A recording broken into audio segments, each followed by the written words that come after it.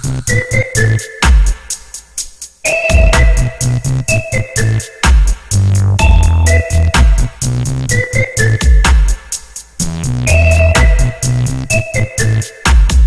n'est pas l'actualité, bien évidemment, franco-française qui va nous passionner et qui nous intéresse, puisque le sort de l'Hexagone, peut-on encore parler de France, donc le sort de notre malheureux pays ne se joue plus à l'intérieur mais à l'extérieur.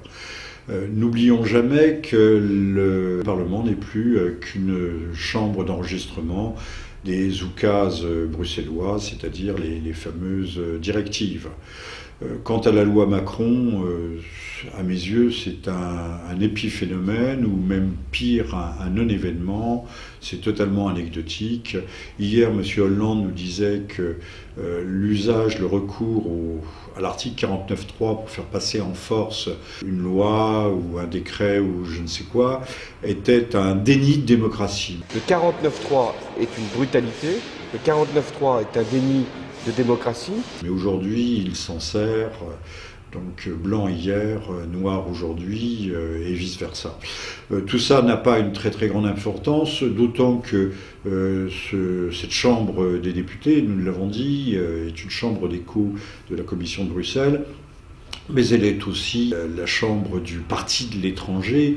Nous avons vu l'autre jour M. Meyer Habib à iTélé se vanter, assumer lui-même d'être un double national franco-israélien, mais revendiquer et se vanter qu'il y aurait plus de 60 binationaux au sein de l'Assemblée, c'est-à-dire 1 sur 10. Vous avez le double passeport franco-israélien, alors... comme une soixantaine de députés à l'Assemblée nationale. Oui, non, mais ce n'était pas, c'est pas une critique. Enfin 1 sur 10, c'est-à-dire 10% de l'Assemblée, ce qui semble faramineux, énorme.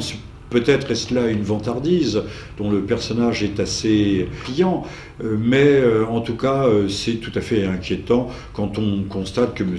Meyer Habib, qui est député des Français de l'étranger, mais pour l'UDI, donc le centre qui est censément modéré, M. Meyer Habib n'est jamais que l'expression de cette fusion qui s'est opérée depuis longtemps entre la droite et la gauche, des mots et des concepts qui ne signifient absolument plus rien.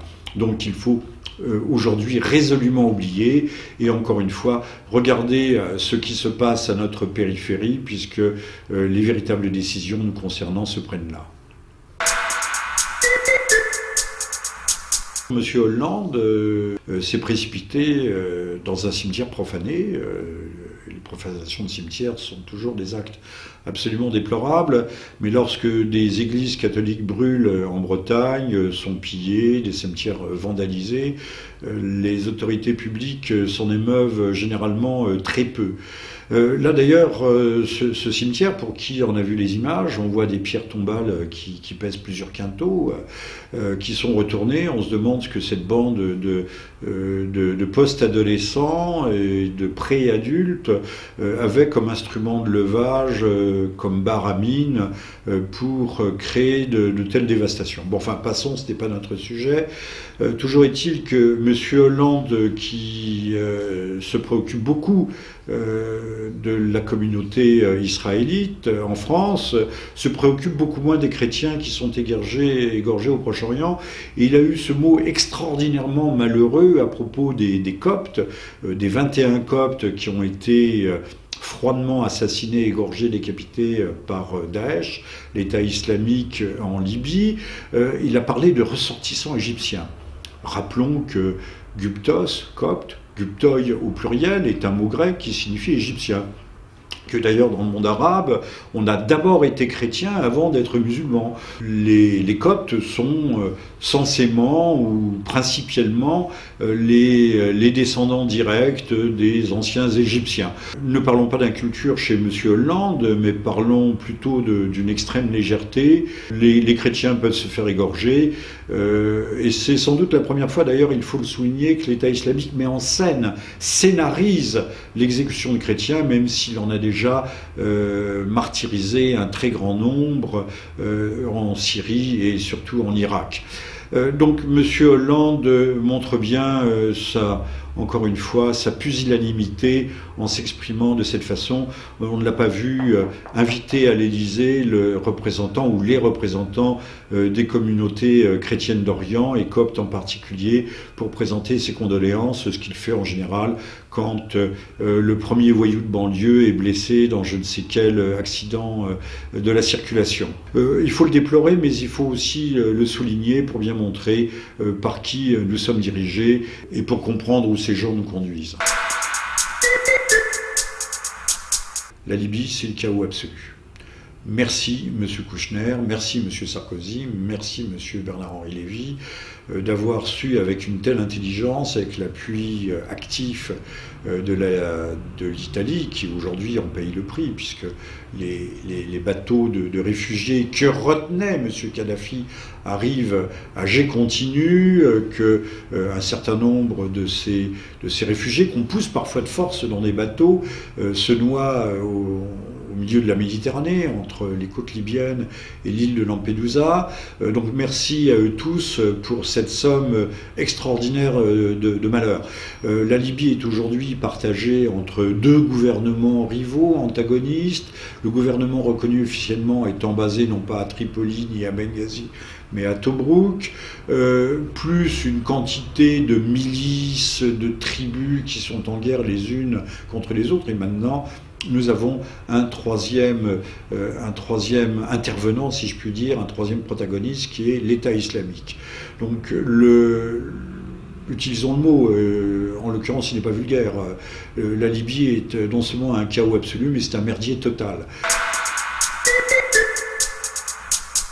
Ce à quoi nous assistons aujourd'hui en Libye n'est jamais que le choc en retour, le retour de flamme de ce que l'OTAN a perpétré en Libye.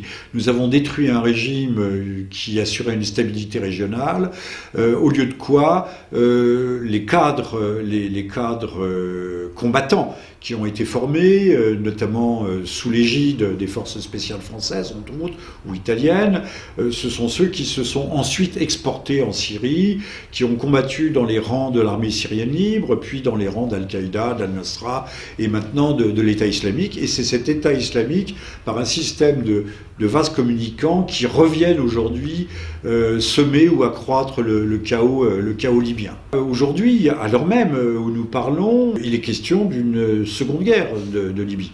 Le Conseil de sécurité doit se réunir ce soir et décider si l'Égypte pourra engager les hostilités. D'ailleurs, avec en arrière-plan, l'Égypte pourrait penser à une réunification égypto-libyenne, puisqu'il y a quand même des ressources pétrolifères qui sont tout à fait intéressantes. Et on peut penser que le général Al-Sisi, qui n'hésite pas à condamner des centaines de frères musulmans à la peine de mort, ce qui ne veut pas dire qu'ils seront exécutés, mais ils sont condamnés, ce qui nous montre donc une certaine fermeté, n'est pas l'homme de la situation. D'autant que l'Italie, submergée par les boat people, a annoncé tout à fait clairement qu'elle enverrait pour des opérations terrestres, donc des opérations au sol, plus de 5000 combattants.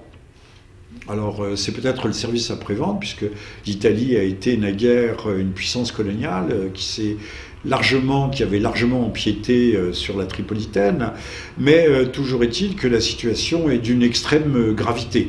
D'autant qu'il est peut-être urgent de casser l'arc djihadiste qui se prolonge jusqu'en Afrique de l'Ouest, avec notamment Boko Haram, mais qui passe par les régions sahéliennes, au Niger, au Tchad, au Mali, et qui affecte d'ailleurs aussi, même si on en parle beaucoup moins, qui affecte la Tunisie. Je crois qu'il y a, pas plus tard qu'hier, 5 soldats de l'armée tunisienne qui ont été tués dans le Djebel Chambi, un foyer de rayonnement des maquis djihadistes, et que l'on voit que de proche en proche, le chaos pourrait très bien gagner l'ensemble du Maghreb. On ne va pas détailler, il existe aussi, on l'a vu avec la décapitation d'un Français, que les réseaux d'Al-Qaïda sont toujours, même s'ils sont en sommeil, mais sont toujours présents en Algérie, quoi que puisse faire l'armée algérienne.